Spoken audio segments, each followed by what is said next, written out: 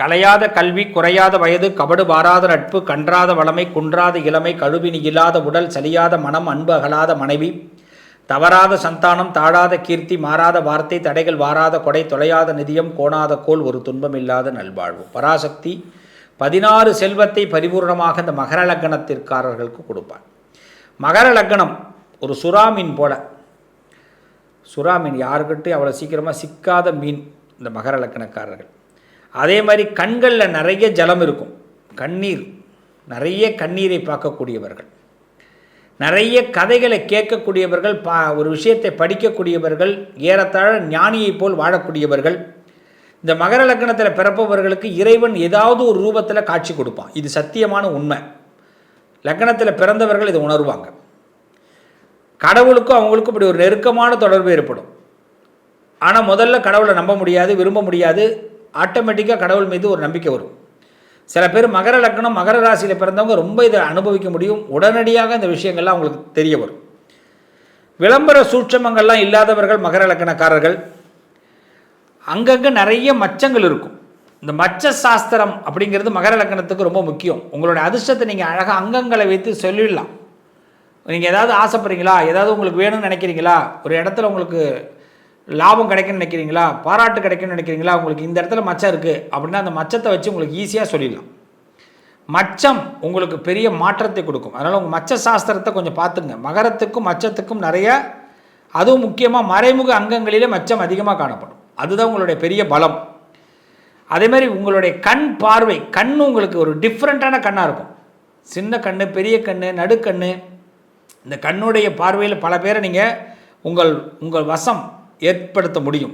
வாசனை அதிக விரும்புங்க. ஏதாவது சென்ட்டு சொல்லுவாங்களே, நல்ல நறுமணத்தை விரும்புனீங்கன்னா அந்த இடமே உங்களுக்கு தெய்வீகமாக இருக்கும். அதுதான் உங்களுடைய பெரிய பலம். நல்ல உறுதியான சிந்தனை கொண்டவர்கள், நல்ல மனசில் திடம் கொண்டவர்கள், இன்னும் சொல்லப்போனால் மனித நேயம் மிக்கவர்கள். அதனால தான் நிறைய விஷயங்கள் பார்த்திங்கன்னா நல்ல சிந்தனை தான் அதிகமாக வரும். அதனால் ஆரோக்கியத்தில் கவலைப்படாதீங்க. மகர லக்னக்காரர்கள் ஆரோக்கியம் கண்டிப்பாக இருப்பாங்க. எவ்வளோ பெரிய விரதத்தையும் ஈஸியாக செய்ய முடியும். ஒரு விரதம்லாம் நீங்கள் இருக்கணும்னு நினச்சிங்கன்னா ஈஸியாக உங்களுக்கு விரதம் இருக்க முடியும். தபஸ் பண்ணலாம். அதே மாதிரி காய்ச்சல் சம்மந்தமான விஷயங்கள், இந்த ஜுரம் தான் உங்களுக்கு ப்ராப்ளத்தை ஏற்படுத்தும். அதுமாரி ஏதாவது வெளியூர் போயிட்டு வந்தாலோ, வெளிநாடு போயிட்டு வந்தாலோ, இடத்த விட்டு இடம் மாறினாலோ ஒத்துக்காமல் போயிடும். தண்ணி குடிக்கிறது ஒத்துக்காமல் போயிடும், காய்ச்சல் வந்துடும், சாப்பாடு ஒத்துக்காமல் போயிடும், அலர்ஜி திடீர்னு புதுசாக ஏதாவது மாத்திரை எடுத்துட்டிங்கன்னா ஆன்டிபயோட்டிக் ஒத்துக்காது மகர லக்னத்துக்கு. இதெல்லாம் நிறைய விஷயங்களை பார்க்கணும். அதே மாதிரி பார்த்திங்கன்னா விஷம், இந்த கெட்டுப்போன பொருட்கள், எல்லாருக்குமே கெட்டுப்போன பொருள்லாம் பிடிக்காது. உங்களுக்கு பார்த்திங்கன்னா ஒரு நாளைக்கு முன்னாடியே அந்த பொருள் ஒத்து விடாமல் போயிடும். இப்போ எக்ஸ்பிரி டேட்டு 13ஆம் தேதி போட்டிருக்க ஒரு கேக் வாங்கி சாப்பிட்றோம். அன்றைக்கி சாப்பிட்றது 10ஆம் தேதி. அதோட அது ஆரம்பிச்சு அது ஃபுட்டு வந்து ப்ராடக்ட் பண்ணது 8ஆம் தேதினு வச்சுப்போம். 8 to 13 தேதி 5 நாள் வச்சுருக்காங்க.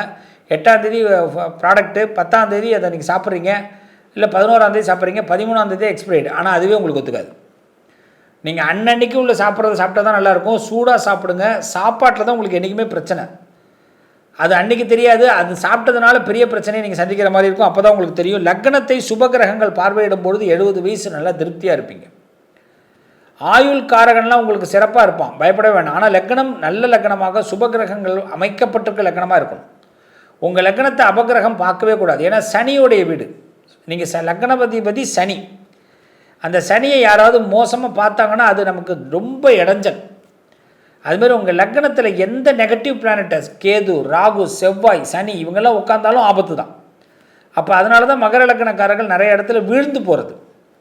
சார் என்னோடய முயற்சி நிறைய இடத்துல அன்சக்ஸஸ் ஆகிடுது சார், நான் சக்ஸஸ்ன்னு நினச்சி ரொம்ப சந்தோஷமாக இருப்பேன் சார், இதுக்கு மேலே அது ஒன்றும் எல்லாம் முடிஞ்சு போச்சுப்பா, ரொம்ப சக்ஸஸ் ஆக போகிறேன் அப்படின்னு நினச்சி நான் ரொம்ப ஃப்ரெஷ்ஷாக இருப்பேன் சார்.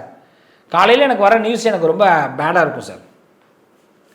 அந்த வார்த்தையை அதிகமாக சொல்லக்கூடியவர்கள் மகர லக்னக்காரர்கள். கண்ணடி, கண் திருஷ்டி அதிகமாக படக்கூடியவர்கள் மகர லக்னக்காரர்கள். அதனால தான் சொல்லுவாங்க, பார்ட்லேயே பார்த்தீங்கன்னா உடம்புல வந்து பார்த்திங்கன்னா இடுப்பு பகுதிக்கு கீழே, இடுப்புலேருந்து வயிறு, இடுப்பு சம்மந்தப்பட்ட ப்ராப்ளங்கள், கிட்னி சம்மந்தப்பட்ட ப்ராப்ளங்கள், கால் வலி இதெல்லாம் அதிகமாக ஏற்படும். அப்போ மகர லக்னக்காரங்களுக்கு மேல் பகுதி, மேலே பார்க்க ஆள் சொல்லுவாங்கள்ல, செம்மையாக இருக்காருங்க, நல்ல மனுஷங்க, உள்ளே தான் தெரியும் உள்ளே என்னென்ன ப்ராப்ளம் இருக்குது அப்படின்னு. சில பேர்லாம் இனிப்பே சாப்பிட முடியாது. நிறைய சுகர் பேஷண்ட் வந்து டயாலிசிஸ் பேஷண்ட்லாம் மகர லக்னத்தில் இருப்பாங்க.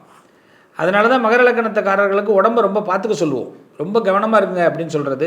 அதனால் லக்னாதிபதி மட்டும் நல்லா இருந்துட்டார், வலுவாக இருந்தார், லக்னாதிபதி சரியான இடத்துல உட்காந்துருந்தார் அப்படின்னா நீங்கள் தான் ஹாட் ஸ்டார். நீங்கள் வந்து எப்பயுமே ஒரு வெற்றி கிடச்சிதுன்னா 3 தடவை உங்களுக்கு வெற்றி தொடர்ந்து கிடைக்கும். அதே நேரத்தில் உங்களுக்கு தோல்வின்னு ஒன்று வந்ததுன்னா வெற்றி கிடைக்கிறதுக்கு சிரமப்படும். அதனால தான் மகர லக்னக்காரர்கள் எப்பயுமே பார்த்திங்கன்னா உண்மையை நிறைய பேசுங்க. உங்களோட சில விஷயங்களை யாராவது ஒரு குரு, ஒரு சாமி, அவங்கள ரொம்ப பிடிங்க. கடவுளை நம்புங்க, குருவை நம்புங்க. யாராவது ஒருத்தவங்களுக்கு சேவை, ஒரு பணிவிடை பண்ணுங்கள், அது உங்களுக்கு பெரிய பலத்தை கொடுக்கும். மகர லக்னக்காரர்கள் இந்த மாற்றுத்திறனாளிகள், திருநங்கைகள், இவங்களுக்கெல்லாம் நிறைய ஹெல்ப் பண்ணுங்கள். அநாத பிள்ளைகள்னு சொல்லுவாங்க. அநாதைகள் இந்த உலகத்தில் யாரும் கிடையாதுன்னு நம்ம நினைப்போம். மேக்சிமம் எல்லோரும் ஒரு விதத்தில் அநாதைகள் தான். அநாதைகள்னால் என்ன அப்படின்னு கேட்டால், நம்ம அப்பா அம்மா இல்லாதவங்க அநாதை இல்லை. நிறைய பார்த்திங்கன்னா பிள்ளைங்கள் இருந்தும் சில பேரண்ட்ஸ் காப்பகத்தில் இருப்பாங்க. எப்படி இருக்கும்? முதியோர் இல்லத்தில் இருப்பாங்க. எப்படி இருக்கும்? நம்ம வீட்டிலே பாருங்கள், ஒவ்வொருத்தவங்களும் பார்த்திங்கன்னா நம்ம அநாதை இல்லைன்னு நினச்சிப்போம். முக்கியமான நேரத்தில் நிறைய இடத்துல நமக்கு சப்போர்ட் பண்ண மாட்டாங்க. அப்போ நம்ம அநாதை ஆகிடுவோம். அப்போ இந்த கடவுள் தான் நமக்கு அப்பா, இயற்கை தான் அம்மா. அதனால் இயற்கையும் கடவுளும் இருக்கிற வரை இந்த உலகத்தில் யாரும் அநாதை இல்லை. ஏதோ ஒரு விதத்தில் நமக்கு யாரோ ஒருத்தவங்க உதவி பண்ணிக்கிட்டு தான் இருப்பாங்க. நமக்கு தெரிஞ்சவங்க தான் உதவி பண்ண மாட்டாங்களே தவிர தெரியாதவங்க நிறைய பேர் உதவி பண்ணுவாங்க. அதனால் மகர ராசி, மகர லக்னக்காரர்கள் தெரியாதவங்களே ரொம்ப நம்புங்க. அவங்க தான் உங்களை லிஃப்ட் கொடுத்து தூக்கி விடுவாங்க. உங்கள் திறமையை அவங்க தான் டக்குன்னு பிடிச்சி மேலே தூக்கி விட்டுருவாங்க. அதனால் இந்த என்றைக்குமே அதை மட்டும் திங்க் பண்ணுங்கள். அது உங்களுக்கு பெரிய பலத்தை கொடுக்கும். நீங்கள் அதிகமாக வழிபாடு பண்ணணுன்னா குலதெய்வத்தை வழிபாடு பண்ணுங்கள், இஷ்ட தெய்வத்தை வழிபாடு பண்ணுங்கள், பெருமாளை, நாராயணனை அதிகமாக வழிபாடு பண்ணுங்கள். ஒரு நாளைக்கு ஒரு குறைந்தபட்சம் 100 தடவையாவது நாராயண மந்திரம் சொல்லுங்கள். ஒரு 10 தடவையாவது சொல்லுங்கள். ஓம் நமோ நாராயணா. பெருமாள் கோயில் நிறைய போகிற பழக்கத்தை ஏற்படுத்திங்க. நாராயண மந்திரம் எந்த அளவுக்கு உங்களை ஆட்டோமேட்டிக்காக உள்ளே வரும். பஜன்ஸ், நிறைய பஜன்ஸ்லாம் கலந்துக்குங்க. இந்த நாராயண மந்திரம், விட்டல் மந்திரம் நிறைய சொல்லுங்கள். நிச்சயமாக அந்த பெருமாள் உங்களுக்கு ஏதோ ஒரு ரூபத்தில் மகர லக்னக்காரர்களை துடுப்பு போட்டு மேலே தூக்கிடுவார். முக்கியமாக நான் 2 விஷயம் சொல்லித்தரேன், அதையும் செய்யுங்க, நல்லது நடக்கும். இந்த 2 விஷயம் என்ன சொல்லித்தரோம் அப்படின்னு நான் சொன்னேன் இல்லைங்களா? 2 விஷயம் ரொம்ப முக்கியமான விஷயம். நம்மளுடைய லக்னம் என்றைக்குமே சராசரி முன்னேற்றத்தை கொடுக்கணும். நம்மளுடைய லக்னம் எப்பயுமே வளர்ச்சியை அடையணும். அப்படி லக்னம்னா என்னன்னு நான் சொன்னேன், விதி. நம்ம விதி மாற்றப்படணும். பிரம்மன் எழுதிட்டான் விதியை, அதை மாற்ற முடியல, தவிக்கிறோம். சில பேருக்கு அதிர்ஷ்டம் இல்லை, சில பேருக்கு கருணை ஆனால் மனிதர்களை பார்க்க முடியல, சில பேர் தொந்தரவில் மாட்டிக்கிட்டு இருக்கோம். நம்ம விதி ஏதோ தப்பாக எழுதுன மாதிரி தெரியுது. சில பேர் நல்லா இருக்கிறோம், இது எப்படியாவது நீடிச்சு இருந்தால் போதுங்க அப்படிங்கிற எண்ணத்தில் இருக்கிறோம். சில பேர் எக்ஸாமில் எழுதுகிற மாதிரி இருக்கும், படிக்கிற மாதிரி இருக்கும். அந்த படிப்பு நேரத்தில் கடைசி நேரத்தில் நம்மளை மோசம் பண்ணுவாங்க. அந்த நேரத்தில் எப்படியாவது பாஸ் பண்ணால் நல்லாயிருக்கும்னு தோணும். அப்போ லக்னாதிபதியை பலப்படுத்தினா மட்டும்தான் இது நடக்கும். உங்களுக்கு என்ன லக்னமோ அந்த லக்னத்துக்கு ஒரு அதிபதி, அந்த லக்னத்தோட அதிபதியை கண்டு அந்த லக்னாதிபதி எங்கே இருக்கார்னு பார்த்து அவர் சுபமாக இருந்தார்னா நீங்கள் உங்களுடைய இஷ்ட தெய்வத்தை, உங்களுக்குன்னு ஒரு தெய்வத்தை உங்கள் மனசில் எது தோணும் இல்லையா, அந்த தெய்வத்தை வழிபாடு பண்ணால் போதும். அதே அந்த லக்னாதிபதி நல்லா இல்லை அப்படின்னு சொன்னால் நீங்கள் முதல்ல செய்ய வேண்டியது குரு வணக்கம். யாராவது ஒரு குருமார்களுக்கு பாத நமஸ்காரம், பாத பூஜை பண்ணி குருவை நாம் எடுத்துக்கணும். அந்த குரு சொல்கிறத கேட்குறதுக்கு முயற்சி பண்ணணும். இது முதல் விஷயம். அந்த குரு தான் உங்களை வழி நடத்துவார். அந்த குரு மூலமாக தான் உங்களுக்கு உங்கள் விதி மாற்றப்படும். 2வது அறிவுரை. இந்த பிரபஞ்சம் ஏதாவது ஒரு விதத்தில் உங்களை அந்த பக்கம் போவாதன்னு சொல்லும். நீங்கள் அதை கேட்டு தான் ஆகணும். மற்றவங்களாம் அதை இந்த லக்னம் நல்லா இருக்கிறவங்க கேட்கணும் அவசியம் இல்லை. லக்னாதிபதி கெட்டு போயிருந்தால் அவங்க பிரபஞ்சத்தோட விதியை மதிக்கணும். உங்களுக்கு இன்டிமேஷனை கடவுள் கொடுத்துருவார். இந்த 2 விஷயத்தை மட்டும் நீங்கள் கேர்ஃபுல்லாக ஹேண்டில் பண்ணிங்கன்னா, ஒரு குருவை பிடிச்சிக்கணும், குரு சொல்கிறத கேட்கணும், குரு சொல்கிறத கேட்குறோமோ இல்லையோ குருவுக்கு மரியாதை கொடுக்கணும், குருவை ஏற்றுக்கணும்.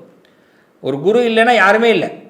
அந்த குரு தான் உங்களை வழி நடத்த போகிறாருன்னு அர்த்தம். 2வது பிரபஞ்சம் உங்களுக்கு ஹார்ட்ரிக்காக ஒரு ஐடியா கொடுக்கும்.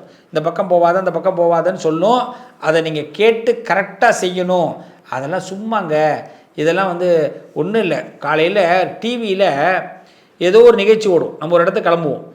அதில் யாருக்கோ சொல்கிற மாதிரி இருக்கும். அது நமக்கு சொல்கிறத எடுத்துக்கணும், நல்லதாக இருந்தாலும் கெட்டதாக இருந்தாலும். அப்போ நம்ம நல்லதை நோக்கி போகிறோம், சில நாள் உட்காந்து போகணும். சில வீட்டிலலாம் சகுனம் பார்ப்பாங்க. இந்த சகுனத்தை பாருங்கன்னு நான் சொல்கிறேன். சாஸ்திரம் அதில் இருக்குது. சகுனம்னா தப்பாலாம் பார்க்கக்கூடாது. இடிச்சுக்கிட்டோமா உட்காந்து போங்க.